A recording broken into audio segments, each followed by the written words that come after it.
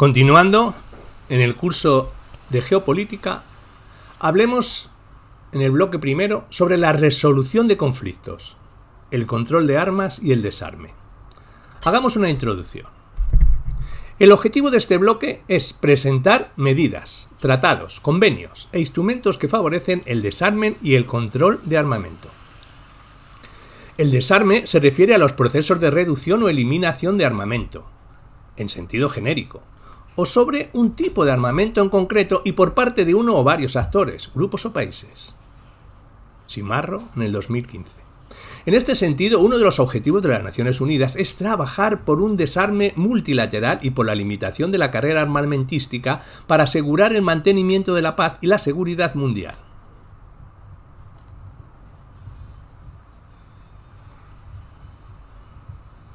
Algunas iniciativas de desarme apoyadas por las Naciones Unidas y que tuvieron un gran alcance de esa escala global incluyen el Tratado de No Proliferación Nuclear, el TNP, que entró en vigor en 1970, la Convención sobre Armas Biológicas en 1975, la Convención sobre Armas Químicas en 1997 o la Convención para la Prohibición de Minas Antipersonal en 1999. En cuanto a esfuerzos de desarme relacionados con zonas geográficas, son destacables las zonas libres de armas nucleares, así como la moratoria aprobada en 1998 por los Estados miembros de la CEDEAO, la Comunidad Económica de los Estados de África Occidental, a la importación, exportación y fabricación de armas ligeras por el riesgo que éstas suponen para la estabilidad, la paz y la seguridad de sus pueblos. Otro tipo de desarme se da en contextos de posconflicto bélico y hace referencia a aquellos procesos en los que los combatientes hacen entrega de sus armas y son acompañados para volver a la vida civil. Son los denominados procesos de desarme, desmovilización y reintegración, la DDR. Sin embargo, entre las críticas asociadas a los procesos de desarme se pueden destacar primero las faltas de mecanismos de control y de seguimiento y el carácter voluntario de la firma y ratificación de los tratados. Segundo, al centrarse en armas obsoletas, algunos procesos de desarme pueden acabar legitimando cierto tipo de armamento, disminuir la estigma asociada a algunas armas o contribuir a la renovación posterior del armamento, fomentando de esta manera la industria militar. A continuación vamos a detallar algunos convenios, tratados y otras iniciativas de desarme y control de armamento. El contenido desarrollado se basa principalmente en el Diccionario de la Guerra, la Paz y el Desarme. Calvo, Rufanges y Pozo Marín, 2015, como fuente de referencia. Convenios, tratados y otras estrategias de control de armamento. Convención para la prohibición de las minas antipersonales. La Convención para la Prohibición de las Minas Antipersonal es un tratado internacional de desarme, jurídicamente vinculante, que prohíbe el empleo, adquisición, almacenamiento, producción y transferencia de minas antipersonal y exige la destrucción de las minas. Ruiz Benedicto, 2015. International Campaign to Ban Land Days, 2020. Entró en vigor en marzo de 1999 tras denuncias y protesta de la sociedad civil por los tremendos daños que causan. La campaña internacional para la prohibición de las minas antipersonal, junto con el CICR y otros movimientos civiles, denunciaron que las minas no pueden distinguir entre combatientes y civiles, una exigencia básica del derecho internacional humanitario. ¿Verdad, Israel? Además, continúan provocando daños, mutilaciones y muertes en la población civil una vez terminado el conflicto armado. Hasta la fecha, febrero de 2020, 164 estados han ratificado el tratado. El Estado español lo hizo en 1999, pero a pesar de ser uno de los tratados más aceptados a nivel internacional, la mayoría de los estados productores o que utilizan esas minas, entre ellos, ¿quién será? Estados Unidos, Israel, Rusia o China sigue sin ratificar ni firmar el proceso. Estados Unidos está en todas. En 1997, la campaña internacional para la prohibición de las minas antipersonal y su coordinadora, Jody Williams, recibieron en conjunto el Premio Nobel de la Paz por sus contribuciones para la prohibición y limpieza de las minas antipersonal. Convención para la prohibición de las municiones de racimo. Esta es otra. La Convención sobre Municiones en Racimo es un tratado internacional jurídicamente vinculante que prohíbe todo tipo de uso, producción, almacenamiento y transferencia de las bombas de racimo y exige además destruir y limpiar las reservas de estas municiones. ¿Verdad, Estados Unidos? como la Convención para la Prohibición de Minas Antipersonas. La Convención para la Prohibición de las Municiones de Racimo fue fruto de varios años de denuncia por parte de diferentes organizaciones humanitarias y no gubernamentales sobre los daños que conlleva el uso de las bombas de racimo en la población civil. De hecho, se considera una continuación y ampliación de la Convención para la Prohibición de Minas en Antipersonal. Entró en vigor en agosto de 2010 y hasta febrero de 2020, 108 estados han ratificado la Convención, mientras 13 lo han firmado, pero aún no ratificado. Luego, como si nada. España firmó el tratado en 2008 y lo ratificó en 2009. Estados Unidos, ¡buah! Rusia, ¡buah! Y China, ¡buah! Entre otros, no han firmado ni ratificado el tratado. ¡Hala! A su libre albedrío.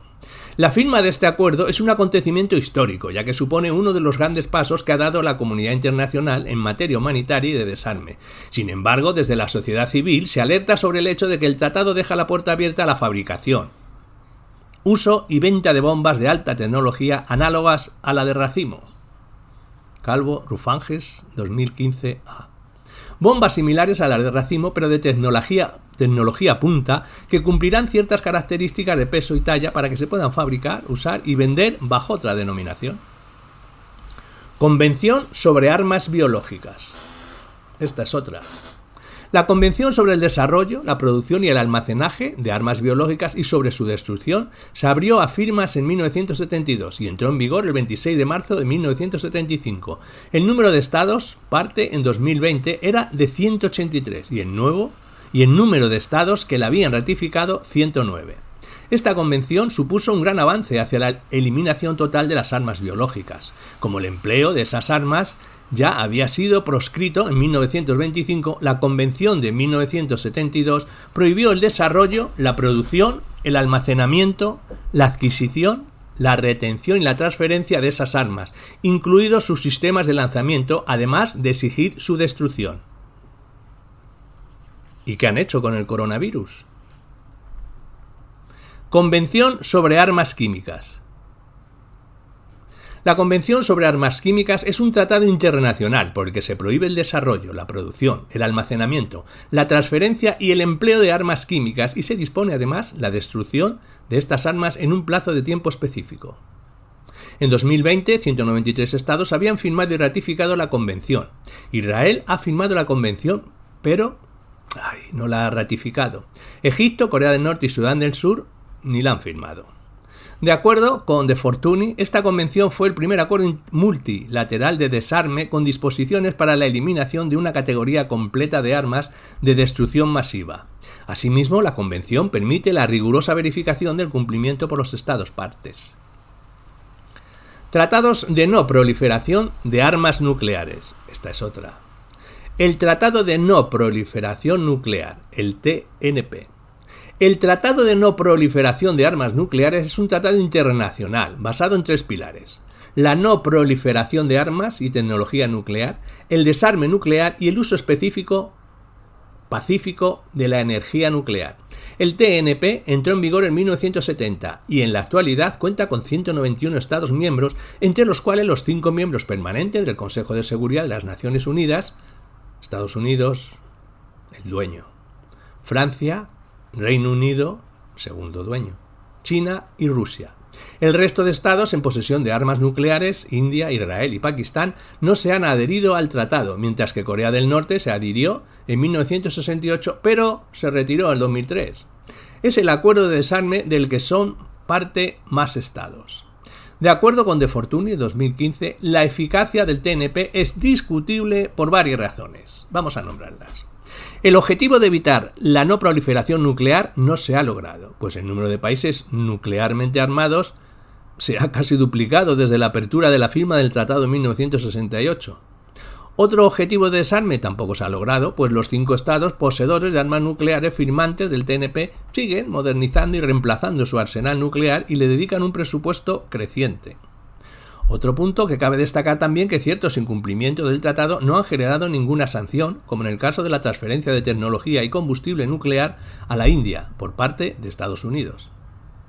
Grupo de proveedores nucleares.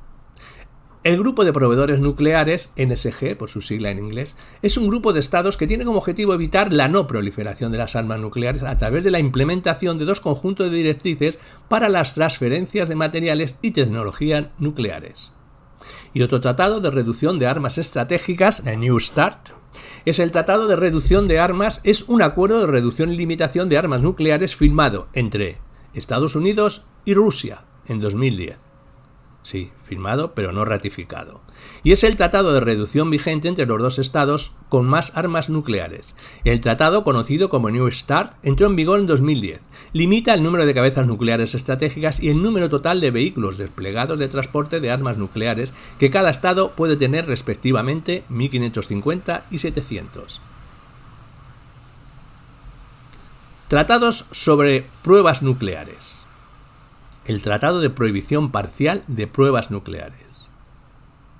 El Tratado de Prohibición Parcial de Pruebas Nucleares es un tratado que prohíbe las pruebas nucleares en la atmósfera, en el espacio terrestre y debajo del agua. Se autoriza las pruebas subterráneas.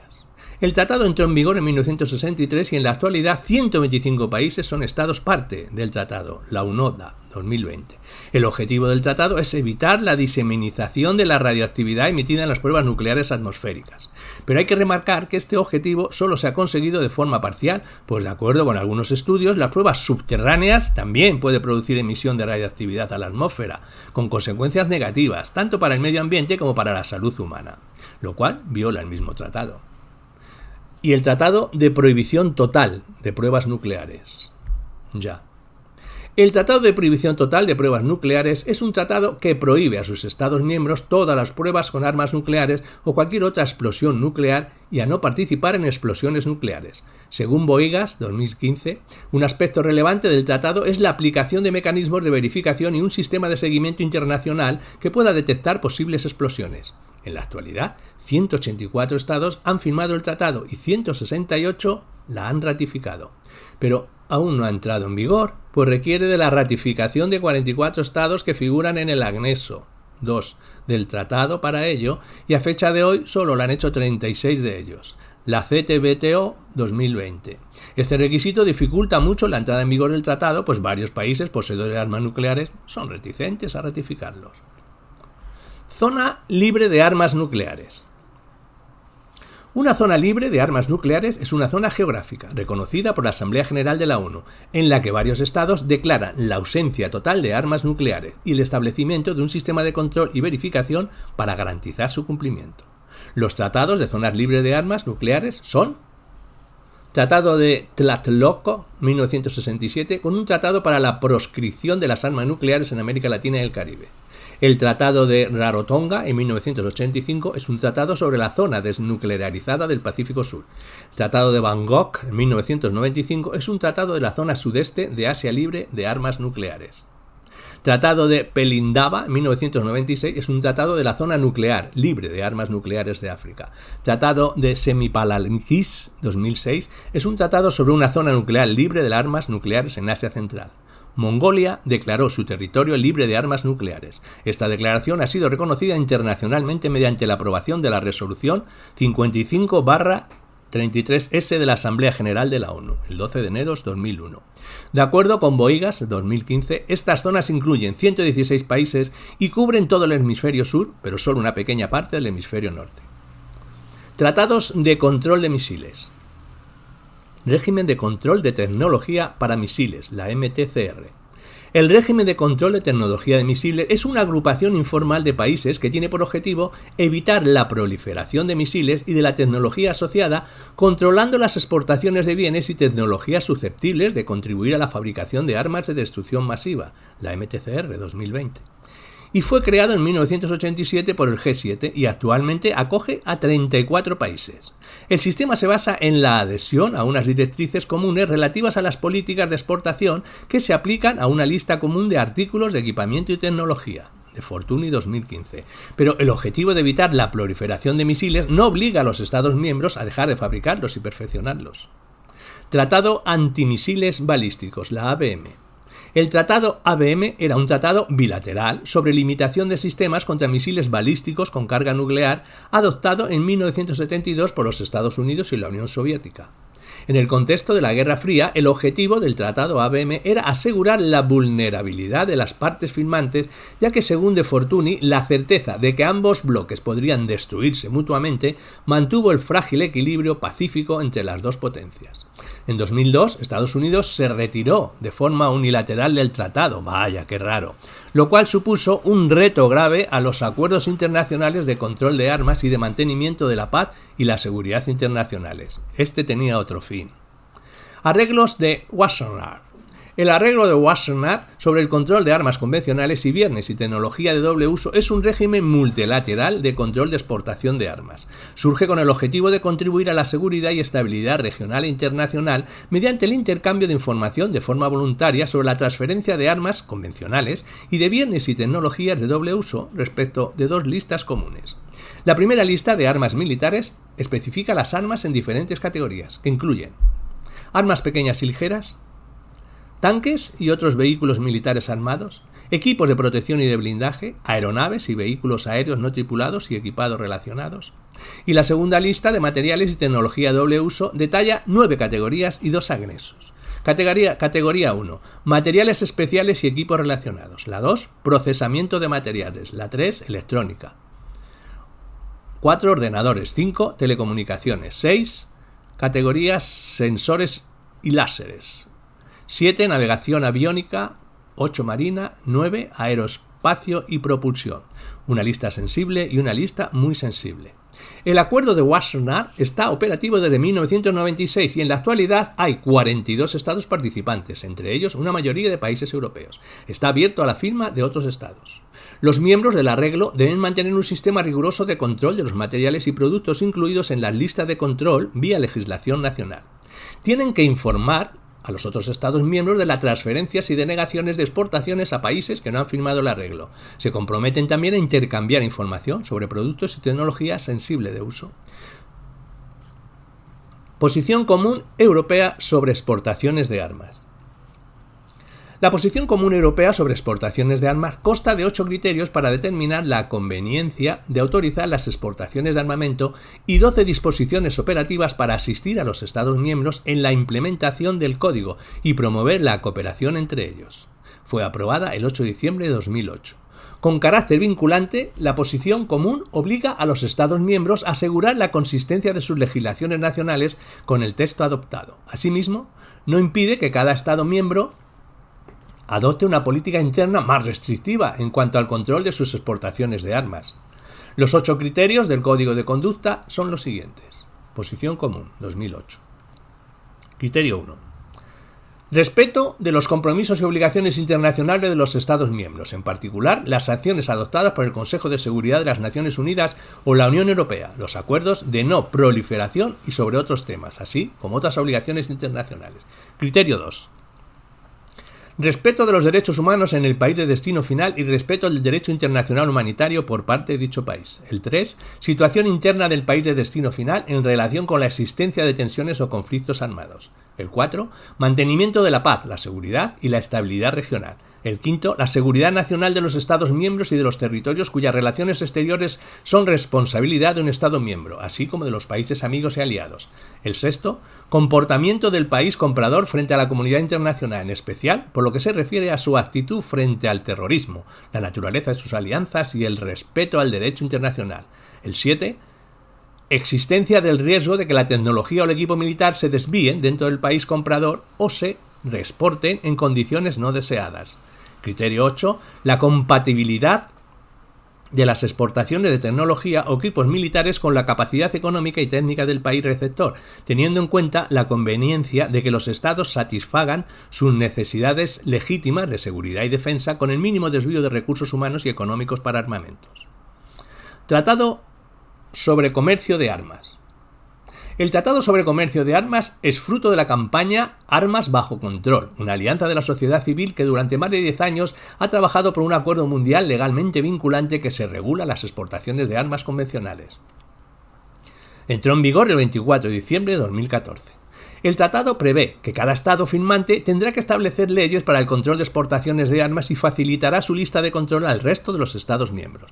Las armas que regula son armas convencionales ofensivas e incluye las armas pequeñas y ligeras, principales responsables de víctimas mortales. El tratado prohíbe transferencia de armas en caso de una violación de un embargo decretado por el Consejo de Seguridad de Naciones Unidas, una violación de otros acuerdos internacionales de los que forma parte, o el tener conocimiento de que dicha transferencia puede utilizarse para cometer genocidio, crímenes de lesa humanidad, infracciones graves de los convenios de Ginebra de 1949, ataques dirigidos contra bienes de carácter o personas civiles protegidas u otros crímenes de guerra tipificados en los acuerdos internacionales en los que se aparte.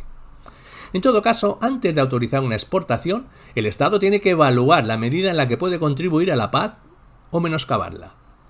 Llevar a violaciones graves del derecho internacional humanitario o del derecho internacional, facilitar un acto constitutivo de delito por terrorismo o de crimen organizado o actos graves de violencia contra las mujeres. De acuerdo con Font, una crítica importante al tratado es que otorga cobertura legal a las llamadas exportaciones con fines humanitarios, ya que permite que el Estado evalúe si dicha exportación pueda contribuir a la paz. Otra crítica al tratado es que no prevé un mecanismo sancionador para quien viole sus disposiciones, por ejemplo a Estados Unidos. Embargo de armas. Un embargo de armas o de material de doble uso consiste en la prohibición de exportar ese tipo de material a un determinado país. Los embargos de armas se pueden decidir de forma unilateral por los Estados o se pueden acordar por cualquier organización internacional, como por ejemplo la Unión Europea o las Naciones Unidas, donde manda Estados Unidos.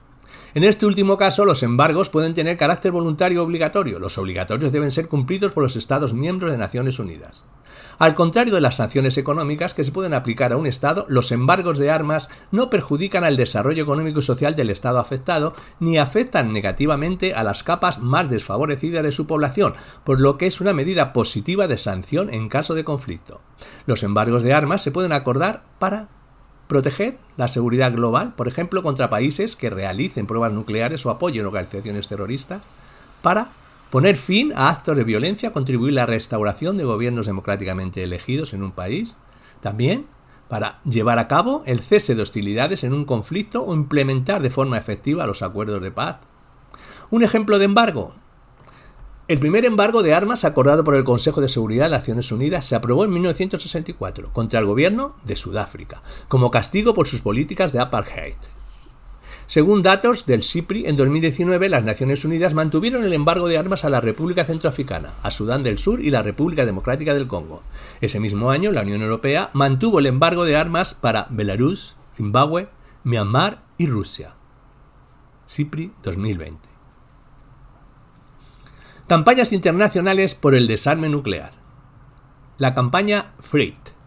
La campaña FREED es una campaña de desarme nuclear que se inició en Estados Unidos en 1987 por Randall Forsberg y cuya propuesta se centró en una congelación bilateral de la carrera armamentística por parte de ambos bloques. De acuerdo con Cass Fever 2015, el mensaje de la campaña FREED, congelación, llegó rápidamente a la opinión pública norteamericana y movilizó a numerosos activistas. La presión del movimiento fue un elemento histórico fundamental que llevó a varios tratados de desarme nuclear. Campaña internacional por la abolición de las armas nucleares. La Campaña Internacional por la Abolición de las Armas Nucleares, la ICAN, por su sigla en inglés, es una coalición civil global que agrupa numerosas organizaciones humanitarias de derechos humanos, medioambientales y pacíficas en 103 países.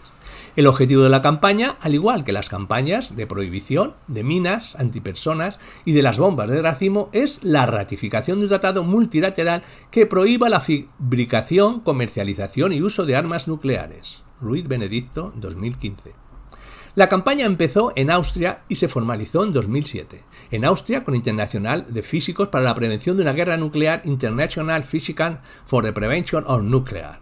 Y en 2017, la campaña ICAN, que fue galardonada con el Premio Nobel de la Paz por su trabajo para llamar la atención sobre las catastróficas consecuencias humanitarias del uso de armas nucleares y por sus esfuerzos pioneros para lograr un tratado de prohibición de esas armas.